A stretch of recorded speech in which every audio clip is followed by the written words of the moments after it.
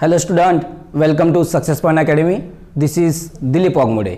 बच्चों, आपके लिए बहुत ही खुशखबरी की बात है क्योंकि हम अपने सक्सेस पॉइंट एकेडमी में आपके लिए M2 मतलब डिप्लोमा का जो M2 का सब्जेक्ट है उसकी पूरी सीरीज हम यहाँ पे आपको प्रोवाइड करने वाले हैं। तो M2 का जो फर्स्ट चैप्टर है वहाँ से लेकर लास्ट चैप्टर तक पूरी चैप्टर की जो सीरीज होगी हम यहाँ पे अपलोड करने वाले हैं। तो जो हमारा फर्स्ट चैप्टर है उसमें जो फर्स्ट टॉपिक है हमारा फंक्शन, तो आज हम फंक्शन क्या होता है, फंक्शन की डेफिनेशन और उसके ऊपर जो एग्जांपल आते हैं तो एग्जांपल के थ्रू आपको फंक्शन की डेफिनेशन हम समझाने का प्रयास करेंगे। तो चलो बच्चों, आते सबसे पहले हम फंक्शन की डेफिनेशन देखेंगे, देन एग्जांपल के थ्रू आपको फंक्शन पूरा समझाने का प्रयास करेंगे। तो फंक्शन की डेफिनेशन होती है हमारी, a function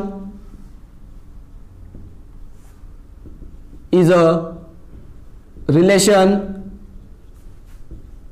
from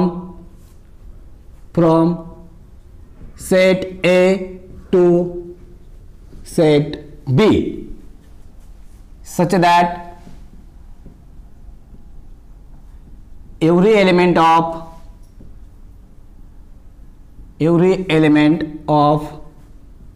set A has related to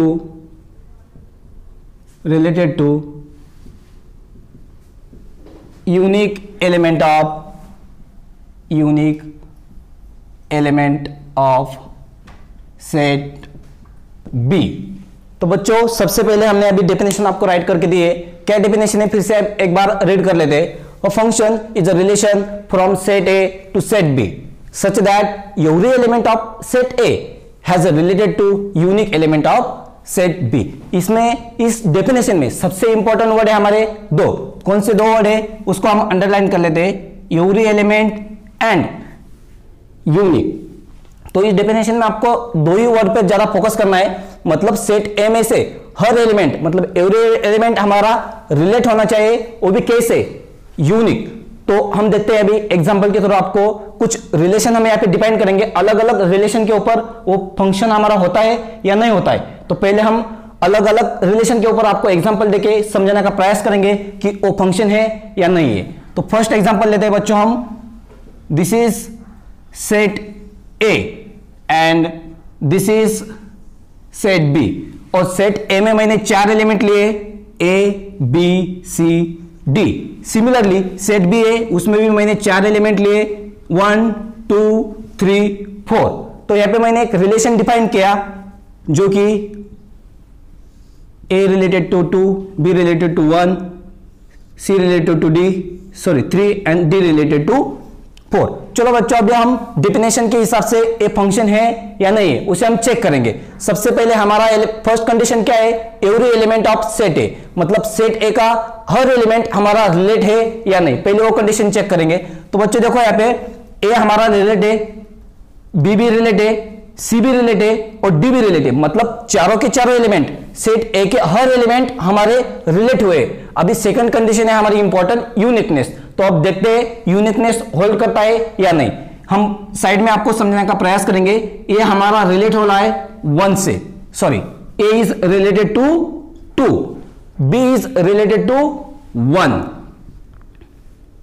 now and C is related to 3, similarly D is related to 4।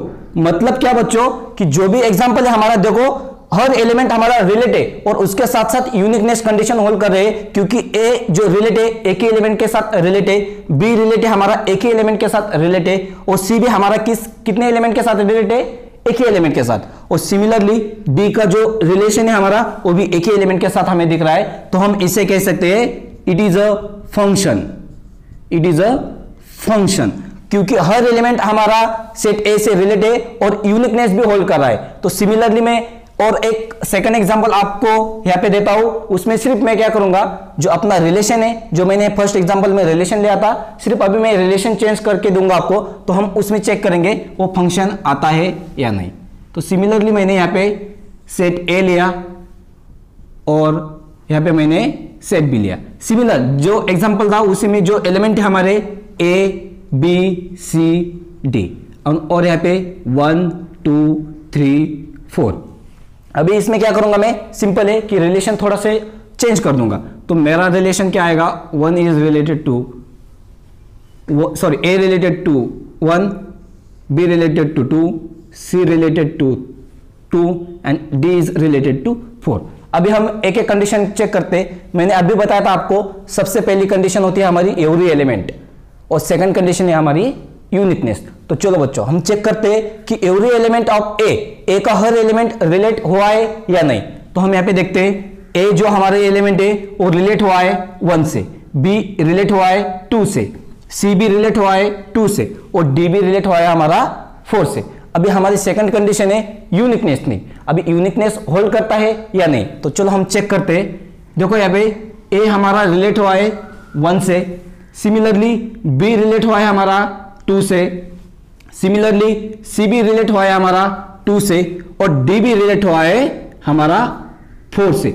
मतलब देखो कि ए एक ही एलिमेंट से रिलेट है, बी भी हमारा एक ही एलिमेंट से रिलेट है, सी भी हमारा एक ही एलिमेंट से रिलेट है और डी भी हमारा एक ही एलिमेंट से रिलेट है। अगर आपको यहां पे क्वेश्चन पड़ा होगा कि ए जो 3 है वो तो फ्री है, लेकिन हमारी कंडीशन जो होती है रिलेट की वो बी सेट के लिए नहीं है। ए सेट का हर एलिमेंट रिलेट होना चाहिए और उसमें सिर्फ एक ही कंडीशन है हमारी कि उसमें यूनिकनेस होना चाहिए। तो ए बी सी सब एलिमेंट रिलेट है बी सेट में और सभी कैसे हमारे यूनिक है। तो इसे भी हम क्या कह सकते हैं, it is a function. Okay, हमें सिर्फ चेक करना क्या है कि ए सेट का हर एक एलिमेंट रिलेट होना चाहिए, वो भी हमारा यूनिकनेस में होना चाहिए रिलेट। तो थर्ड एग्जांपल लेते हैं, उसमें हम रिलेशन चेंज कर देंगे थर्ड एग्जांपल में। तो रिलेशन क्या होगा, देखो अभी सेम इसी टाइप का एग्जांपल लेंगे, सिर्फ थोड़ा सा रिलेशन हम चेंज कर देंगे।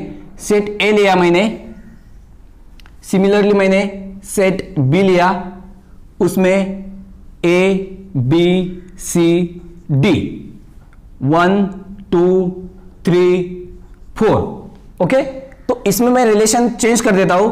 ए is related to 1, B is related to 2, C is related to 3, C is related to 4 and D is related to 2।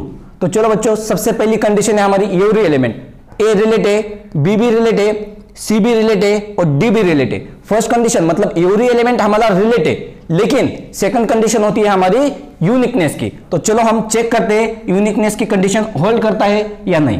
तो क्या होगा यहाँ पे बच्चों, ए रिलेटेड टू 1। ओके, ये हमारा एक ही एलिमेंट के साथ रिलेट हुआ है तो इसने कंडीशन होल्ड कर दी। Now similarly B is related to 2, B भी हमारा एक ही एलिमेंट के साथ रिलेट है तो इसने भी यूनिकनेस की कंडीशन होल्ड कर दी। नाउ सी देखो बच्चों, अभी रिलेटेड टू 3 और रिलेटेड टू 4। मतलब देखो सी रिलेट हमारा 3 से भी है और 4 से भी है, तो यहाँ पे यूनिकनेस की कंडीशन हमारी होल्ड नहीं हो रही है, फेल हो गई यूनिकनेस की कंडीशन, क्योंकि सी हमारा 2 एलिमेंट के साथ रिलेट हुआ है और हमारी कंडीशन क्या है, uniqueness.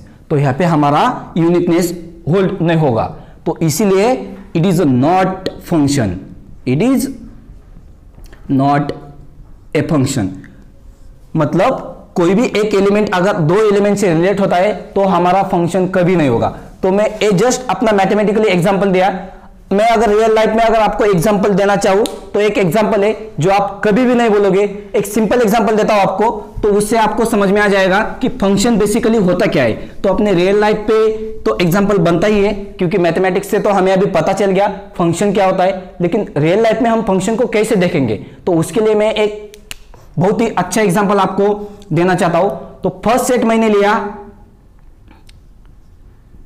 Sun and second set लिया मैंने फादर।